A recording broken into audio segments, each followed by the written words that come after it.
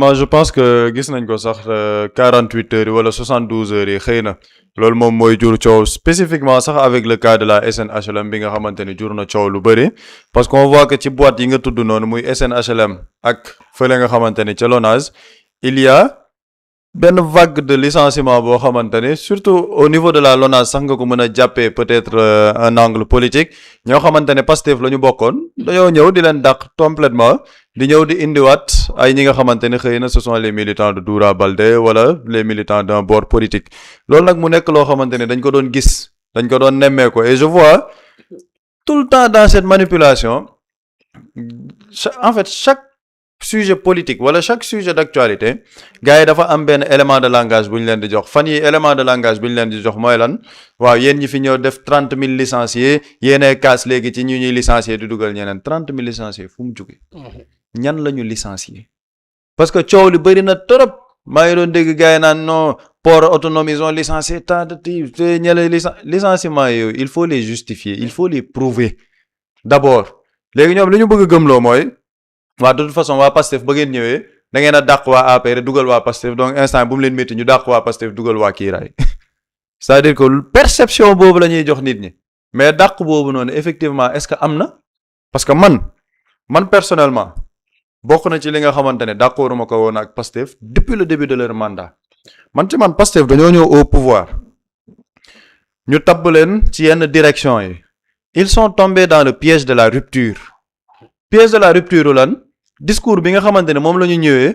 ñun ñëwuñ fi pour fayonto Sénégal on compte sur toutes les compétences toutes les expertises man sama structure sax bu ma gisee compétence koo xamante ne nit ki APR la nekkoon ma gis ni moom moo gën a baax pour kii bi dama ko fay bàyyi bu ma gisee waa APR lii bu ñëw c'est-à-dire que ils ont vendu ce discours là pour montrer que ni ñoom daal ce n'est pas un parti clanique ni ñuy gérer état bi voilà rupture ñun ñëpp la ñuy liggéeyal actuellement ils ont le retour de bâton te pourtant actuellement li nekk di xew gars yi ñu ngi koy layal bien bon nan lañ koy layalee dañ ne nit ki ñi nga wóolu ngay àndal liggéeyal ñi la gëm ngay àndal liggéeyal mais le Pastef ils avaient l'opportunité de prendre en charge tout ça xam nga lan moo tax man d'accord ma fa ak ñoom man gëmuma par exemple man affaire de kii bi nu mu tuddati mooy bi ñu wax ni dañuy def appel à toutes les appel à candidature man d'accord man appel à candidature am na poste yu bëri yoo xam ne d'accorduma ci parce que ci man gis nga Pastef man dama koy fàttali c'est un parti pas comme les autres appel à candidature Pastef xam nga ban période la woon 2021 2024 période boobu moo doon appel à candidature parce que 2021 2024 ku toog Pastef gëm Pastef xeex ko nga nekk jàkkaarloog le régime répressif de Macky Sall ñu ne ñoom ils ont des centaines et des centaines de cadres te man ma xam ne am nañ ay cadres boo faloo tu fais confiance à ces cadres là nga teg leen nga fal leen ce n'est pas un problème de compétence wala ay damay ubbi ils sont compétents oui gëm nañ sa projet oui mais da nga leen di fal d'autant plus que da nga ñëw avec un projet de rupture systémique ku gëmul sa projet du ko matérialiser keneen koo xamante ne am na compétence d'accord c'est bien mais est-ce que am na probité morale bi sa projet di laaj jub-jubal ji bonti boobu est-ce que am na ko est-ce que gëm na sa projet mais actuellement qu'est-ce qu'on est en train de vivre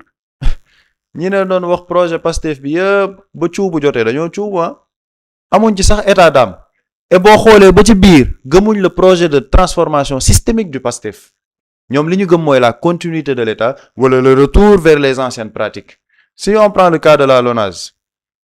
man législative 2024 chaque fois ma wax ko damay waxtaan benn kilifa ma ne ko Doura Baldé warul bokk Pastef warul ànd ak Pastef ñoom ñuy taxaw ak moom ci biir législative parce que gëmul idéologie Pastef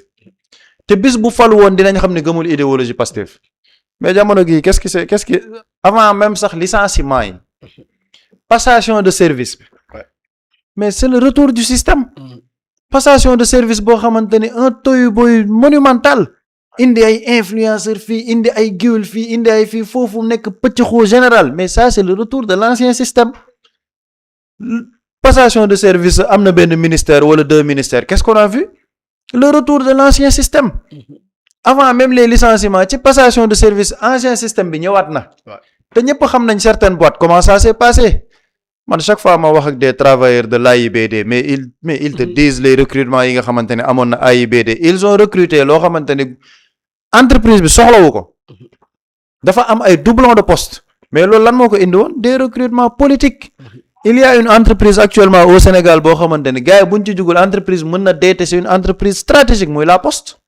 mais qu'est-ce qui s'est passé à la Poste il y a eu des recrutements politiques une masse salariale boo xamante ne entreprise bi attanu ko ndax lan daa am ay hommes politiques yu fa ñëw nommé fa ay seeni militants mais c'est ça qui existait mais yow nga ñëw ñu jox la nguur nga ni waaw yow daal yow yaa parti bi nga xamante ni tu incarnes la rupture sénégalais yëpp gis nga révolution man Pastef je pense qu'ils n'ont pas assez compris la révolution bi leen porté au pouvoir gis nga quand tu es porté par une révolution da ngay ñëw nga imposer sa révolution comme ni ko le doyen Allakan interview bi ma def ak moom dafa ne quand tu veux faire une révolution tu matérialises ta révolution mu net nga xam ni système bi day xam ni fii il y a un changement de cap il y a un changement de paradigme mais quand tu vois des gens mais ñi doon tenir discours naan ay man sama société bu ma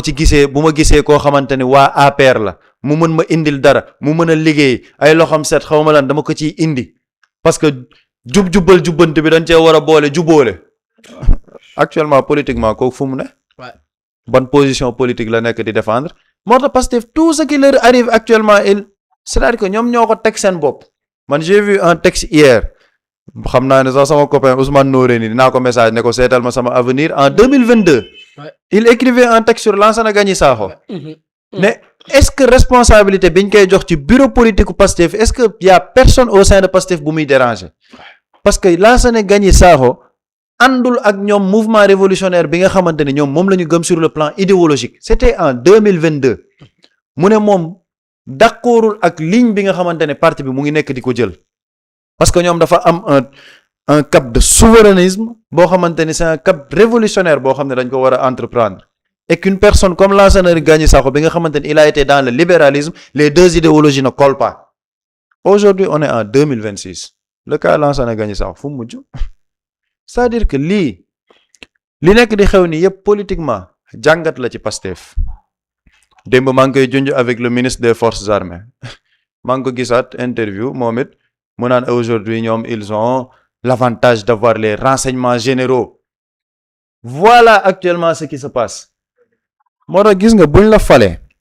nga am un projet de transformation de rupture systémique projet boobu xam nga lan la jar li ma naan sànq Pastef du parti comme les autres le parti Pastef dafa ñëw bu dee cotisation gars yi ñooy cotiser bracelet gars yi ñooy jënd carte de membre gars yi ñooy jënd cellules yi ñoom ñooy dundal seeni cellules c'est-à-dire que les militants ñooy def lépp ci parti bi mais yaa xëyti jour bu compétence jotee ñu ne la militant yooyu am nañ compétence gëm nañ projet bi ñooy financer projet bi mais je suis militant de ce parti gëm ko depuis 2016 di ko financer fépp fuñ ma laaj ma taxaw j'ai les compétences j'ai mes diplômes def naa samay preuve ñu war a joxe benn nomination ñu jox ko benn nit boo xamante ni il est de l'ancien système ndax lan ñu ne bon nit kooku il a les compétences en plus moom ay loxom set nag yooyu ça crée de la frustration c'est ça la réalité ça frustre les militants parce que dañu naan ñoom delloowuñ leen coono bi ñuy daj ci parti bi et ça ce n'est pas un problème de militants yi dañoo bëgg poste wala bëgguñ poste déedéet du question ni ci poste la ñuy dawuñ ci poste ci lan la ñuy daw sur la reconnaissance de leurs efforts man damaa gëm ne ba ñu ñëwee le PASTEF a assez de ressources humaines yoo xamante ne bu ñuy ñëw de la présidence à la plus petite structure man ba ñu ñëwee à la présidence de la République ma gis ceux qui entourent le président de la République dama ne mais le PASTEF est en train de commettre une grosse erreur même au sein de la primature il y a eu des nominations yoo xamante c'est une grosse erreur il faut le dire yàlla xam na ne vidéo ba ma koy def on était en 2024 ma ne PASTEF nañ moytu le piège de la rupture parce que piège de la rupture bi ñu ngi ciy dugg quand tu es arrivé au pouvoir avec un système révolutionnaire tu amènes une révolution au sein de l'administration un état parti et tu l'assumes mais en Chine qu'est-ce qui se passe en Chine la révolution a été portée par Mao et le parti communiste chinois dirige la Chine depuis des dizaines d'années actuellement celui qui est le président de la Chine Xi Jinping mais il appartient au parti communiste chinois c'est le plus grand parti de la Chine c'est un parti état communiste assumé Actuellement au Sénégal qu'est-ce qu'on est en train de nous vendre? Un parti présidentiel, un état parti. Un ministre de la République qui vient nous dire que boo yoree décret munoo yore décret ba pare li ngay liggéey nga koy yàqal keneen parce que ñoom dañoo bëgg deuxième mandat te ñoom ils sont en train de l'assumer. Si tu vois au niveau des nominations képp ku bokk kiiraay dinañ la nommer dañ leen la nommer. Toutes les nominations vont appartenir à kiiraay. Ministère yi bu mu la bett sax ñu ne dinañ def un remaniement ministériel ndax lan parti présidentiel moom poste yëpp. Mais loolu la ñu nekk di jaay nit le Pastef ils avaient non seulement la légitimité institutionnelle mais ils avaient la légitimité populaire politique parce que peuple bi ci loolu la ñu voté dañoo voté une rupture systémique. Le Pastef est venu commettre l'erreur de dire que ñun waaw ñun rupture la ñuy indi dañoo nekkuñ fi di fayantoo bu ñu gisee expertise feneen dañ koy woo expertise bi ngay balaa ngaa xalaat feneen mu ngi sa biir boobu jox ko te jox ko boobu du séddale poste xam nga tey jii li ñu nekk di def ni avec le parti présidentiel xam nga séddale poste la mais les gens ne parleront pas de séddale poste xam nga lan lañ nekk di wax président ñi mu wóolu ñooñu la nekk la war a àndal parce que ñi doon ànd ak moom di xeex ak moom ñoo nekk di ko xarab ñoo nekk di ko critiquer donc moom il a besoin de ànd ak ñoo xamante ne gëm nañ ko wóolu nañ vision pour liggéey ak moom donc ils sont en train de légitimer l'état parti duñ ci mës a kaas te yàlla xam na ne bu doon dynamique bii la Pastef di def tama du leen ëppi buum quand Ousmane Sonko a parlé d'état parti mais pendant toute une semaine presse bi yëpp mais gis nga sax waa CDEPS kii jiite CDEPS Mamadou Ibra Kane coowal presse am mu ñëw ne nun duñu mës a nangu état parti dugal ko ci coowal presse actuellement ce qui est en train de se passer avec le parti Kira est-ce que wax nañ ci doo dégg kenn wax ci parce que xam nañ ni seeni intérêt la en fait ñoom état parti musu leen déranger mais un état parti qui amène une révolution une rupture systémique ça les dérange parce que xam nañ ne bu boobaa idéologie souverainiste bu Pastef mooy nekk en place foofu tappale bi day jeex FADP bi ku nekkul en règle duñ la jox secteur BTP bi ku nekkul en règle on suspend les travaux beneen secteur on redresse ce pays actuellement il y a un état parti est-ce que dégg nga leen ñuy wax le redressement économique du pays yitteelu leen ñoom seen intérêt nañ ko conserver et damaa jàpp ni li nekk di xew ni c'est une très bonne leçon pour le Pastef c'est une excellente leçon politique pour le Pastef parce que quand ils ont dû matérialiser la rupture systémique indi les gens de Pastef ils ont prôné une ouverture boobu ñu prôné actuellement mooy ouverture bi leen rey parce que ñi ñu doon wax ouverture ñëpp ñoo ñëw retourné wu tey pour gën a dugalaat système bi ñooñu dañ doon tafu ci Pastef mooy sujet bi ñu jëloon keroog et c'est un sujet qui intéresse énormément ce parti-là c'est-à-dire que dañuy tafu ci locomotive bu Pastef ànd ak Pastef ba jot ci privilège bi ñu doon wër privilège bu taxawee nag boobaa ce n'est pas l'idéologie que prône le Pastef mooy nekk la primauté bi mooy seen privilège ñoom nañ ko conserver après le Pastef graaw gis nga loolu boo ko defee à toutes les échelles au niveau de l'administration parce que développement wala le travail du gouvernement il est porté au niveau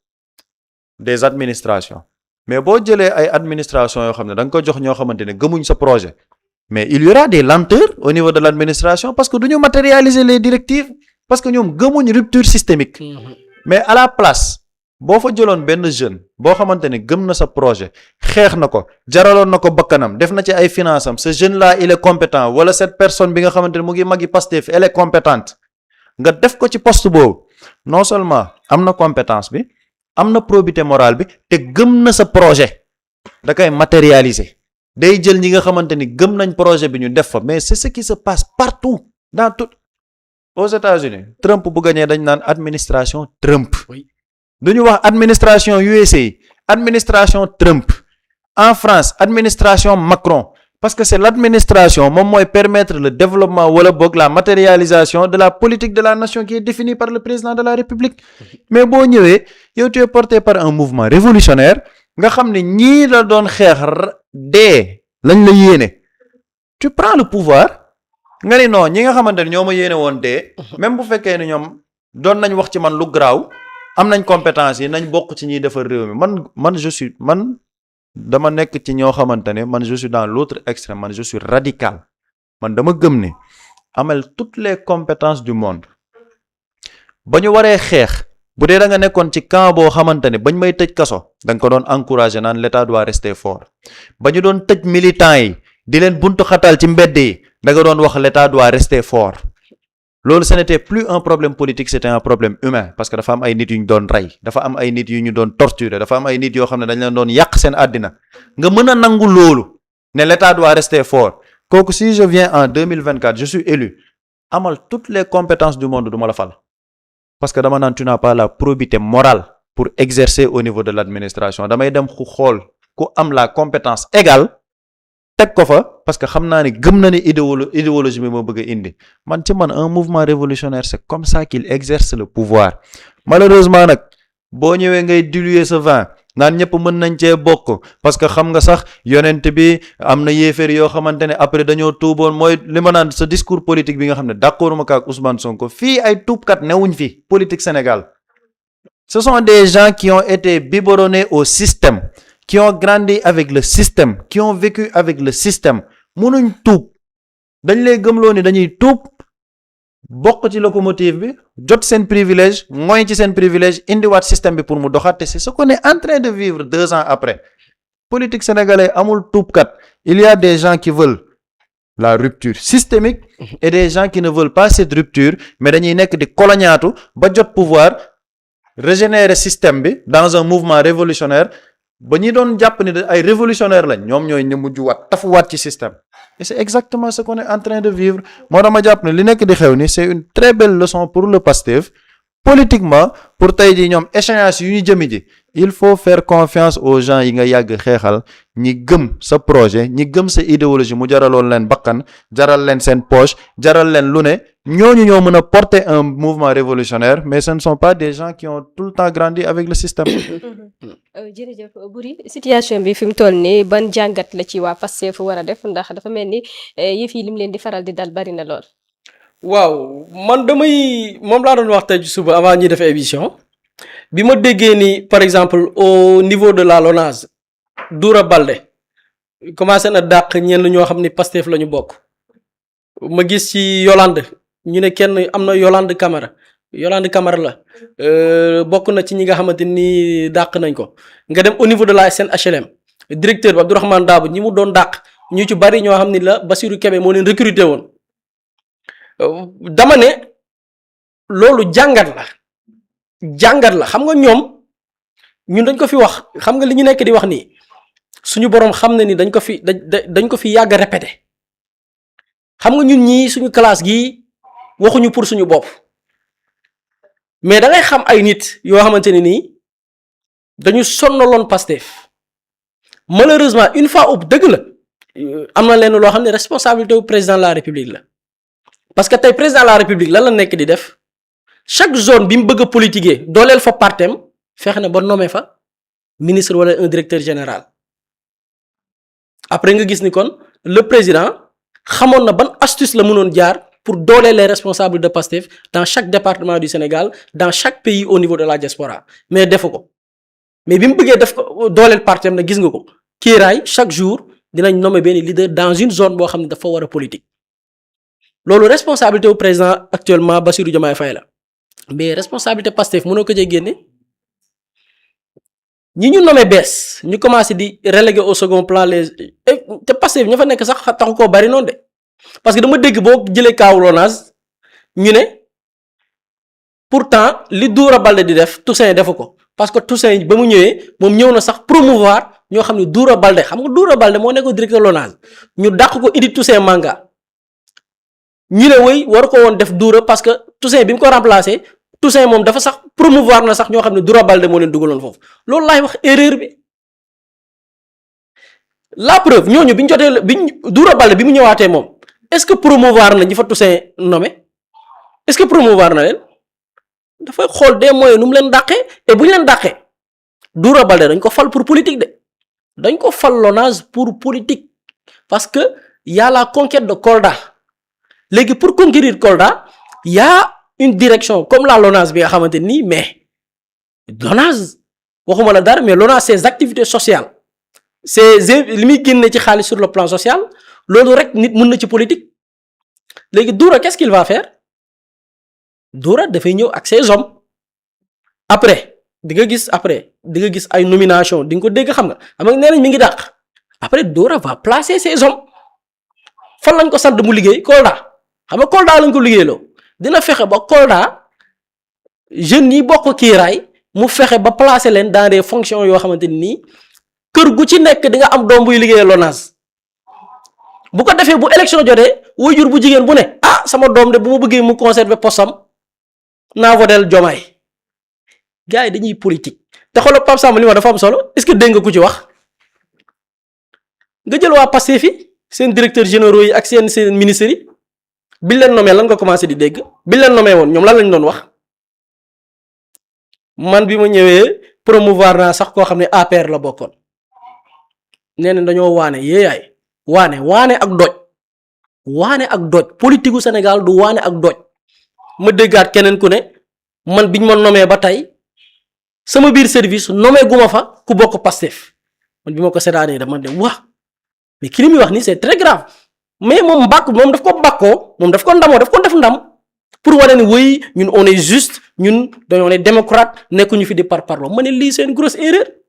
Pastef ci lii la nekkoon moo tax ma ne même bu dee ni le président de la République am na une part de responsabilité mais des ministres et des directeurs généraux de Pastef ont une grande part de responsabilité parce que dañ leen fal ñuy jaay dojlu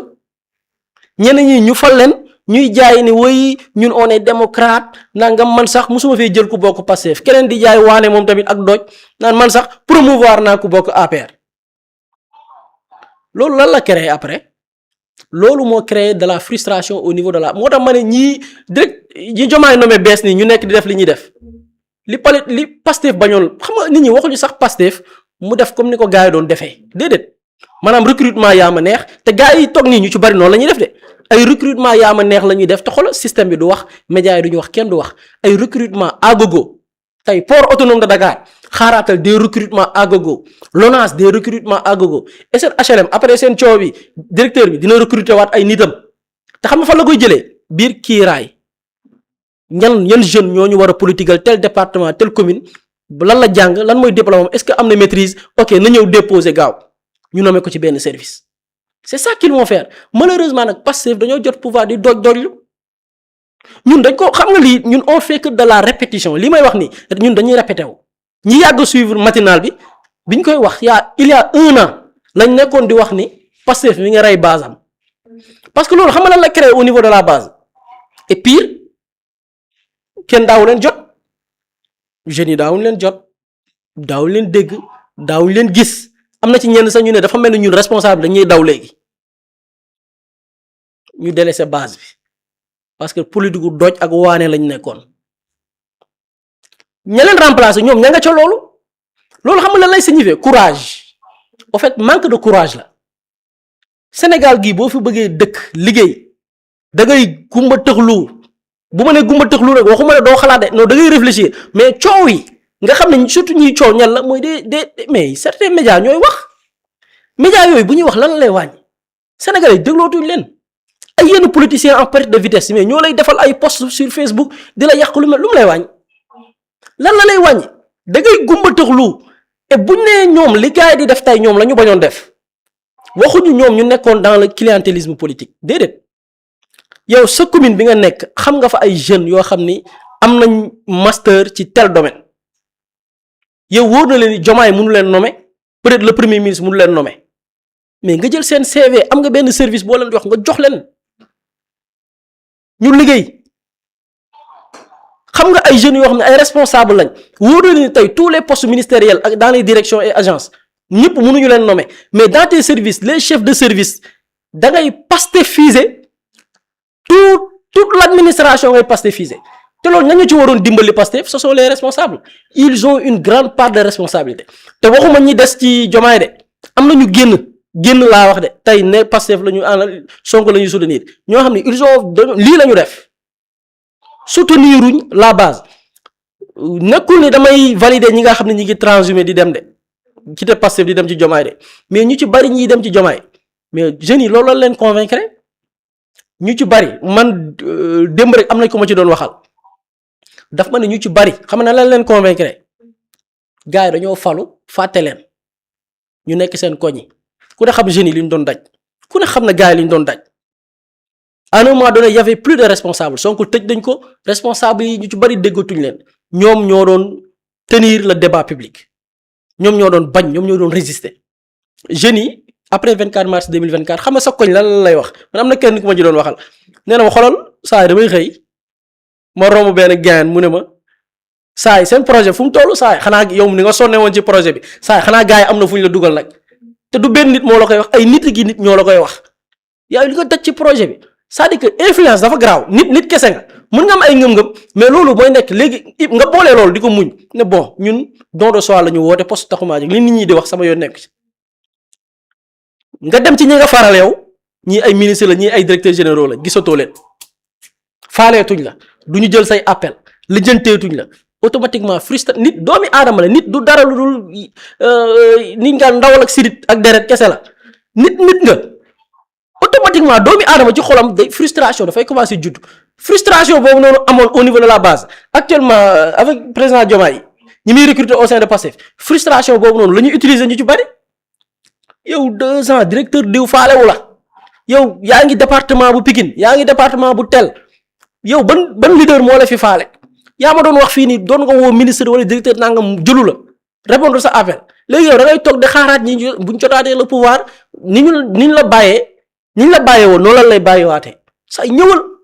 ñu ci bari ci nii lañ leen convaincre et y a pire xam nga li tax ñuy alerter je pense que genre thème yi bii mooy deuxième fois ñu ciy revenir daf ci am loo xam ne nii mi ngi nekkaat di xew dans certaines zones parce qu'il faut savoir que Pastef tout n'est pas rose ba ci l'entourage d'Ousmane Sonko entourage Ousmane Sonko lépp netul lépp ñi ko wër ñëpp du ñëpp dañoo mel comme Sonko man am na kenn ku ma ci doon waxal bi mu nga naan Sonko il est mal barré quoi mu ne ma ne ko xam naa peut-être boo doon wër ku mel ni moom ci biir parti bi est-ce que dina bari mu ne ma boo ci lim ma koy limal mu ne ma est-ce que am na mu ne ma est-ce que am na est-ce que ça existe parce que am na ci ñoo xamante ni ce qui se passe parce que dina amaat leneen lu nar a xew muy après les locales et les législatives et boobaa nag il faut Sonko jël ay responsabilités déjà man dafa am benn localité boo xam ne nii peut-être après si bu jaree wax ñu wax ko koo xam ni ànd na fekk Macky ànd na fekk Amadou Ba bu tawee mu ne Pastef maam day génn Pastef du dugg di génn Pastef du dugg récemment ci tournée Ousmane Sonko yi moom lañ defal lobby apparemment ba mu rencontré Ousmane Sonko te localité ba nee nañ bu ñu moywul sax tëm gars yi samp ko ci local yi ñëw te loolu boobaa waaw gox ba duñ ko nangu te ki def lobby bi pourtant c'est un proche d'Ousmane Sonko ki def link boobu noonu lobby bi c'est un proche d'Ousmane Sonko moom tamit am na lu mu bëgg foofu c'est-à-dire que gars yi bu ñu deful attention xam nga am na leen loo xam ne militants yi nangul nañ leen ko baal nañ leen ko surtout avec li fi xew xeex ba jot le pouvoir ak li ñu ci daj nit ñëw dàq la alors que ki la dàq sax yaa ko joxoñ ñeewante bi yërmande bi da ciy nekk mais am na ci une autre erreur boo xam ne bu ko Pastef defaatee non je vous jure dinañ xëy geesu xool militants yi du leen gis. parce que est-ce que tamit bi ko nar a sonal mooy ñi ngeen ci biir parti bi mais dañoo nekk ci yeneen i mbir maanaam ci seen yëfi bopp lañ nekk yoo xamante ni bokkut ak li leader bi woote. mais en fait c'est ça mooy des projets personnels des gens qui sont dans le projet personnel te am na ñoo xamante ni ils se préparent même l'après Sonko kañ lay doon donc yooyu yëpp c'est des calculs yoo xamante ni teel na quoi en fait ab yoo xam ni dafa teel am na ñoo xam ni ils sont dans leur agenda et man je me dis que mais Pape Samba dafa wax par exemple même Ousmane Sonko bi mu nekkee primature mais y a des gens yoo xamante ni nii Ousmane Sonko nommé na leen mais des problèmes yi nga xamante ni nii am na dans des secteurs Ousmane Sonko yëgul tinul ñëw nañ signaloo ko ay affaires yoo xamante ni après y a des problèmes ba tey te pourtant ay nit yu mu wóolu wóolu leen dénk leen mais des gens ils ont fait des dégâts donc loolu aussi dafay poser des problèmes et je pense que Pastef bu yeewul par rapport ak leneen lim parce que gars yi dem nii di transhumé ñu ci bari di quitter Pastef di dem fee ñu ci bari gars yi ci frustration la ñuy xëccee gars yi frustration même bu fekkee man lu ma mer fu ma gëmul awma fa conviction du ma fa dem loolu c'est une question de conviction mais ñi nga xamante ni nag influencer leen yomb na pression familiale day jouer ci seen main ñëpp bokkuñu xel quoi ñëpp bokkuñu du ñëpp solide psychologiquement am ñoom dañoo dëgër bopp lu ñu gëm moom dara du leen nga bàyyiloo du famille du kenn mais am na ñoo xam nii mais dañu woyof bopp il suffit que kenn ci koñ bi wax waa kër gi wax nga ne man li ñëpp waxee dëgg xaaral ma dem malgré moi te loolu li ko waral mooy gars yi xoolal frustration bi am au niveau de la base la gars yi di nekk di exploiter yéen diw faale wuñ leen woon et loolu je pense que il faut que gars yi tamit dimbali la base gis nga yaatu dënd liggéeyal seen leader te bañ ci nekk di sóoraale ibbeeku vraiment yaatu dënd xajal ñëpp ëllëg bu ñu kenn xamul yàllaa xam nag ëllëg lu yàlla di def bu situation yi ñu nekkoon buñ ci nekkaat te ñu bañ a fàtte la base parce que sinon dinañ rey parti bi parce que man gis naa ci benn dëkk boo xamante ni bombe à retardement la au sein de Pastef maa nga doon expliquer tey en réunion d'élection koo xam ni seen gox benn leader u Pastef defal na lobby benn waay ba kooku lañ nar a samp kooku lañ bëgg ñu samp ko foofu te ñee fa nekk di responsable nee nañ ñoom bu boobaa duñ ko nangu même bu Sonko bu désigné kooku sax ñoom duñu ànd ak kooku te lu tax ma ci wax mooy Ousmane Sonko dafa def ci benn discours am ne nañu fexe ba bu ñu demee élection ñenn ñi maire dem feneen ku dem feneen na nga fexe ba bul dellu si mais mun na am erreur de choix mun nañ def erreur de choix choisir nit fekk base bi ànduñ ci ñoo xam ne ñoo leen doon xeex am na ñoom dañu nekkoon si gox ñu leen doon xeex bi ñuy xeex kooku mi ngi àndaloon ak Amadou Ba mi ngi àndaloon ak Takku Wallu léegi ñu ne ñoom kooku la ñuy tànn man am na kenn koo xam ne xamal peut-être je vais pas mais daf ma expliquer li mu daj moom ci affaire bi ba ci sur le plan même sanitaire ba tey dafay dox ay séquelles yoo xamante nii ba tey daf ko topp te du ko mës a fàtte ay séquelles la yoo xam ne bis bu yàlla sàkk du koy sentir pour ba ñu dugg dans des trucs très personnels léegi ñooñu noonu gis benn waaj yoo xam ne moment bi leen di traumatiser parce que kooku dañ ko xaañ birig lañ ko xaañoon mu jëlee ci traumatisme boobu ba tey kooku teewul bàyyiwul Pastef de gaa yaa ngi transhumé du dem mu ne moom du dem ngorom lay res mais ci goxam ñu bëgg fa tànn koo xamante nii moom parce que am na benn lobby parce que gars yi lobbying la ñuy def il faut savoir dafa am du lobbying boo xamante nii qui se passe dans l'entourage d'Ousmane Sonko boo xam ni il faut que mu yeewu ci xippi ci ay bëtam identifier ces gens may nopp nag ñi nga xamante ni xëy na ñu ngi koy alerter te nekkuñ ci entourage am direct loolu c'est très important sinon wallaay dinañ xëy seen base bi duñ fa fekk kenn parce que ñenn ñi seeni démarche